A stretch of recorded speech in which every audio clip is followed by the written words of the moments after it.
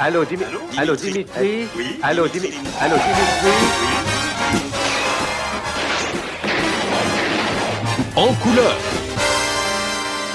Sur la télé, de loin, vous pouvez l'allumer, la fermer. Vous mettez un poulet à rôtir et il y a une minuterie, ça l'arrête. Qu'est-ce que vous voulez de plus? Je vois, moi, un robot, un moteur unique et beaucoup de petits appareils qui se brancheront sur ce moteur. Il n'y a rien à faire et laissez tourner les robots à ma place. Largement, je vois ma maison. Ça n'arrivera pas. Il n'y a pas de machine qui vous dira aujourd'hui c'est ceci, c'est cela. Non, ça n'arrivera pas. Pourtant déjà, les fabricants d'appareils ménagers vont plus loin. Le film que vous allez voir maintenant a été réalisé par eux aux États-Unis à partir de données précises fournies par leur laboratoire de recherche ou grâce à des appareils déjà existants. Nous sommes en l'an 2000, principe de base, le cerveau électronique est le centre nerveux de la maison. Voici celle de Mike W. Adams, marié, un enfant. Chaque matin, contrôle médical. L'œil électronique fait un examen complet et détermine automatiquement l'état général et le nombre d'exercices de gymnastique nécessaires et suffisants pour garder la forme. Il n'a plus besoin de se rendre dans un bureau ou un laboratoire pour exercer son métier. De chez lui, il est en liaison avec le central de son entreprise et peut recevoir tous les documents dont il a besoin pour ses travaux. Pour son fils, l'école n'existe plus. 3 matins par semaine, un enseignement audiovisuel lui est programmé directement dans sa chambre sur ses appareils récepteurs.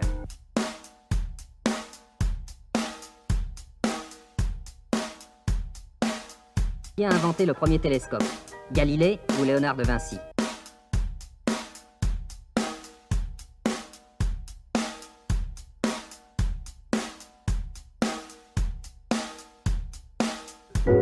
Karine Adams, depuis bien longtemps, ne se dérange plus pour faire ses courses. Elle peut consulter de chez elle le catalogue de ses fournisseurs et passer sa commande sur ce pupitre sans se déranger. Les factures, comme dans l'ancien temps, arrivent toujours au mari, bien sûr. Mais plus vite, il peut à tout moment vérifier l'état de son compte, de ses crédits, de son état bancaire. Il peut même obtenir instantanément une photocopie de n'importe laquelle de ses pièces comptables. La poste, le facteur sont des notions périmées. Cet appareil à correspondance permet de transmettre n'importe où dans le monde. Pour les repas, la machine a aussi son mot à dire. Elle détermine chaque jour le menu de chacun des membres de la famille en fonction du nombre de calories qui leur est permis. Un hamburger au fromage avec des frites et une bonne bière fraîche. Je vais voir.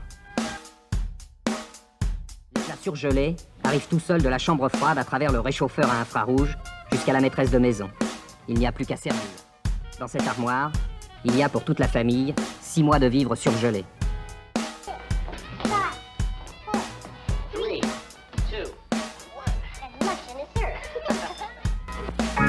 Après le déjeuner, séance de musique.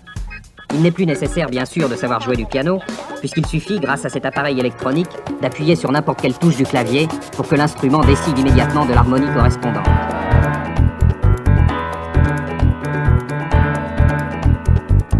Mike dispose aussi dans sa maison du téléphone-télévision.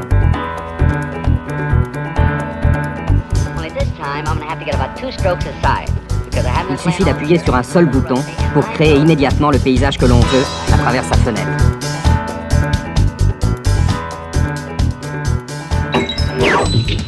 Les vêtements, à chaque fois qu'on les replace dans la penderie, sont nettoyés automatiquement. Jimmy est un passionné d'échecs. Le cerveau électronique est son meilleur partenaire. Lorsque le soir on reçoit ses amis sans distinction de couleur ni de milieu social bien entendu, il est de bon ton de pouvoir leur montrer sur l'écran mural de la salle de séjour le dernier chanteur à la mode. On l'avait préalablement enregistré sur son magnétoscope portatif dans une boîte d'Acapulco, d'ailleurs. Voilà peut-être comment vous vivrez au XXIe siècle. Mais est-ce que vous aurez envie de vivre de cette façon-là ?